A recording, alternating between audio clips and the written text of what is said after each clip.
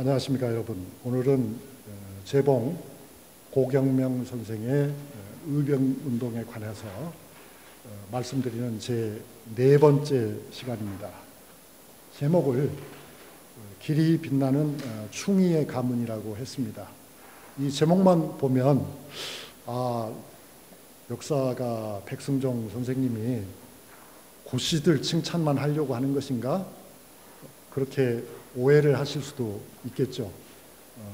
제목은 그렇게 잡았습니다만 꼭 이 고경명 선생의 가문만을 말씀드리려고 하는 것은 아니고 넓은 의미에서 볼 때 그분의 후예들, 호남의 의병들 이야기를 잠깐 하려고 합니다. 우선 고시일가 얘기를 좀 더 해보면 이런 구절도 있더군요. 뭐라고 되어 있습니까? 일문, 충효, 만고, 강상 그랬네요. 수남이라고 하는 분이 쓰셨는데 한 집안과 만고를 대꾸로 한 것 같습니다. 충효와 강상을 또 대꾸로 한 것 같은데요. 어쨌든 한 집안이 충성스럽고 한 집안이 매우 효성스러웠는데 그것이 결국은 한 시대에 그치는 것이 아니고 역사의 긴 흐름을 통해서 변하지 않는 어떤 인간의 유교적인 도덕을 높이 드러낸 결과가 되었다. 그런 이야기인 것 같습니다. 고경명 선생의 그 순구까지는 앞 시간에 말씀드렸는데요. 이분은 이제 뒤에 유해를 아드님이 수습해가지고 산중에 감회장을 했다가 조금 잠잠해진 다음에 화순으로 옮겨서 묘를 썼고 나중에는 장성으로 이장을 했다고 기록이 되어 있습니다.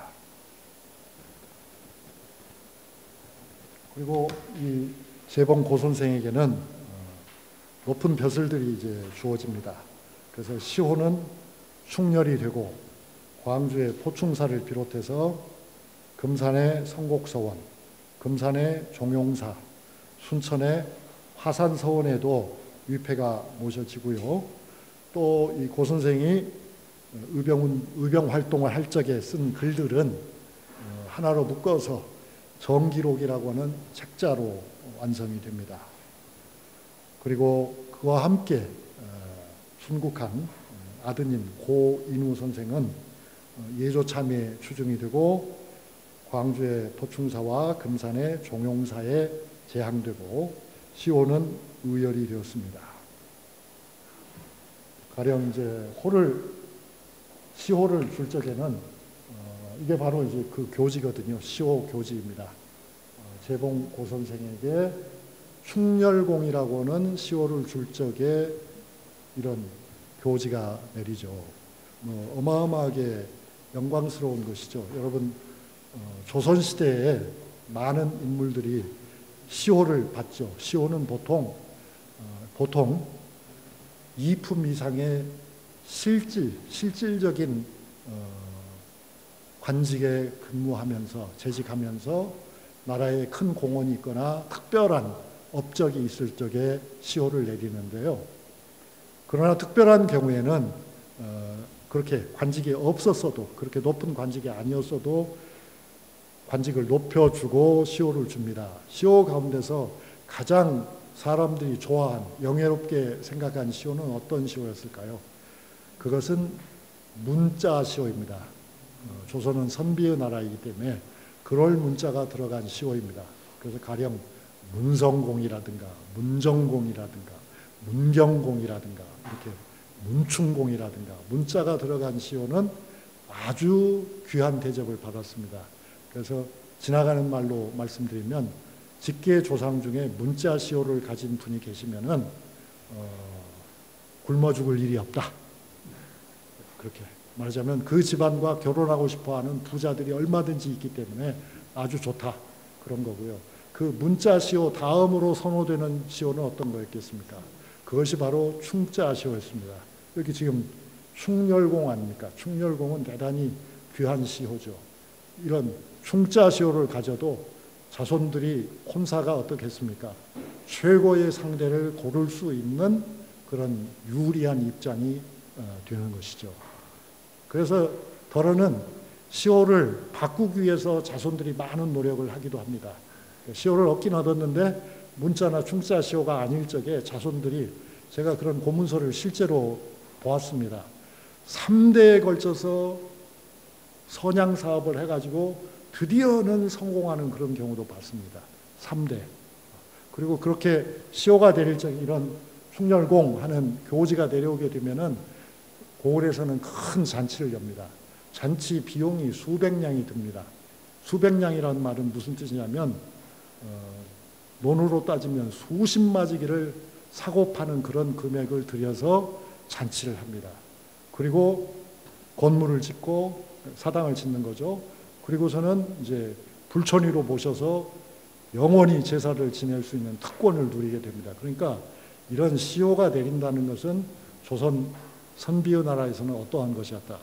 이거는 오늘날 우리가 말하는 훈장하고 비교할 수 있는 것이 아닙니다. 이건 뭐 사실상 그 직계 자손들에게 영원한 특권을 준 것이나 마찬가지예요. 그런 특권은 그러니까 아무에게나 주는 것은 아니고 이렇게 목숨을 건 훌륭한 분들에게 주는 것이겠죠. 그리고 그 아드님이신 고종후 그 경우도 이조 판서에 수중이 되고 광주의 포충사, 진주의 충민사의 위패가 모셔지고 시호도 효열이 됩니다. 어때요, 여러분? 충자는 많은 것 같습니까? 드문 것 같습니까? 드물죠. 아버지 고경명 선생만 충열이고 아드님들은 충자는 아니잖아요. 그렇죠? 다 귀한 시호지만 시호에도 상당한 차이는 있었다. 그런 말씀 드리고요. 그다음에 그런 얘기를 하다가 길을 잃으면 안 되니까 제가 말씀드리고 싶은 것은 우리 호남의 의병들은 참으로 대단했다. 고 선생만 그런 것은 아니고, 고 선생 일가만이 아니고 김천일 선생은 여러분이 아시는 것처럼 진주성에서 순절하였고, 또 김덕령 어떻습니까? 이 김덕령 선생은 의병을 일으켜서 크게 활약을 했음에도 불구하고 모략에 걸려가지고 억울하게 목숨을 잃고 나중에 신원이 되긴 했죠. 그렇지만 하여튼 한 시대를 빛낸 그런 의병이었습니다. 그리고는 이 전통이 쭉 이어집니다. 쭉 이어져서 구한 말에 나라가 다시 위기에 빠졌을 적에 호남 의병이 다시 일어나지 않습니까?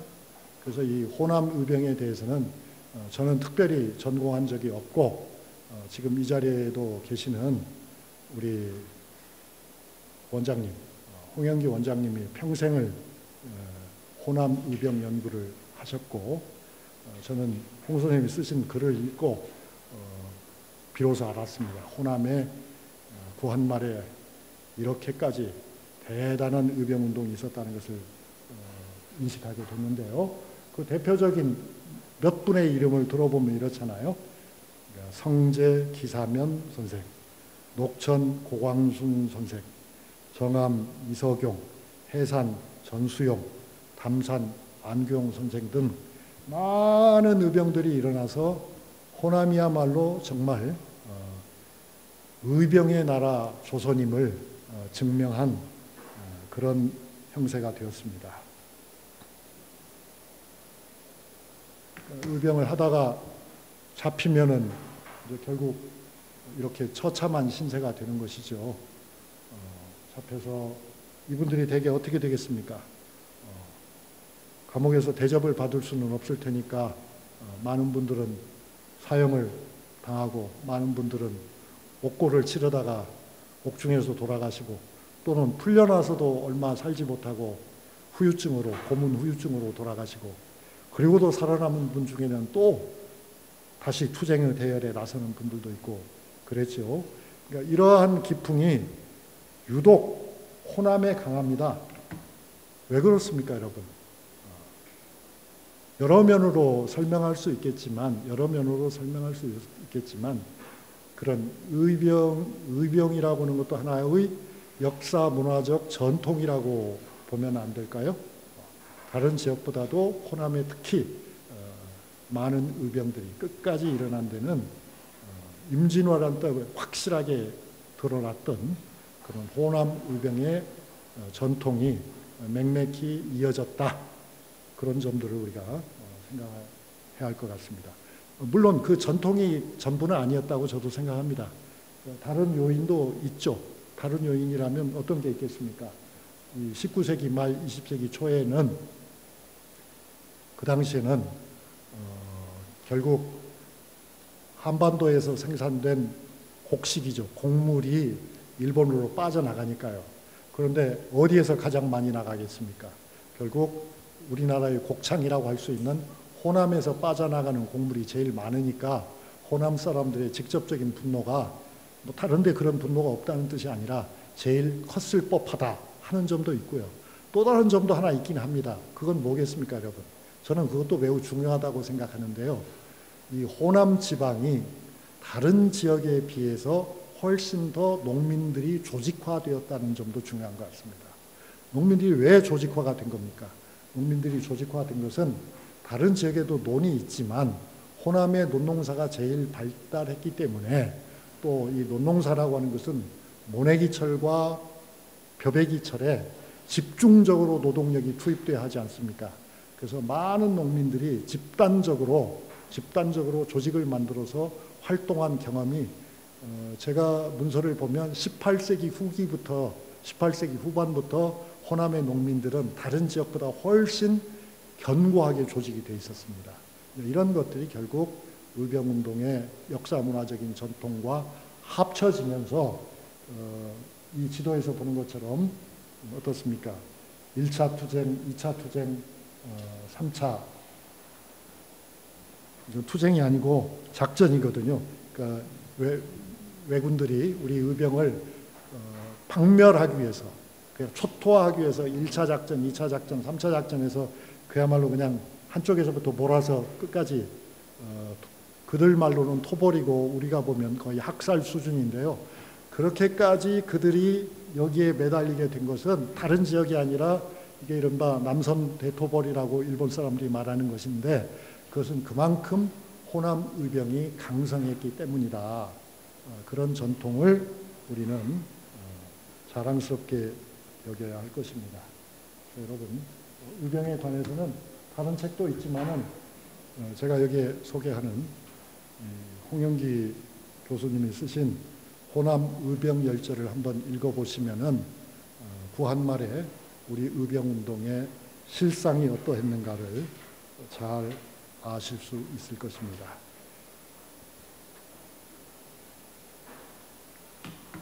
다시 우리 본래의 주제인 재봉 고경명 선생 일가로 되돌아가 보면 고 선생 이후로 창평 고씨는 그야말로 전국적인 명문으로서 명성을 끊임없이 이어갔던 것 같습니다. 그래서 구한말에 이르르면 아까 여러분이 함께 보신 고광순 선생도 이 집안 출신으로서 뛰어난 의병장이셨잖아요. 그런데 다른 한편으로는 의병을 일으킨 것은 아니지만 결국 나라를 위해서는 같은 마음이라고 볼 수가 있는데요. 규장각 직각을 지낸 고정주 선생은 호남학회를 구성해서 호남학회를 이끌었고 또 여러분이 대개 아시는 영학숙을 세워서 영학숙은 영어를 가르친 데서 영학숙이기도 하고 영재를 기른다고 해서 영학숙이라고도 하는데요. 구한말에 호남에서 애국 계몽운동의 터전을 만들어냈다. 그리고 바로 그런 학숙을 통해서 그 집안의 사위인 인천 김성수와 또 그 밖에 호남의 여러 선비 가문의 자제들, 가령 고하 송진우라든가 근촌 백관수라든가 또는 여러분이 잘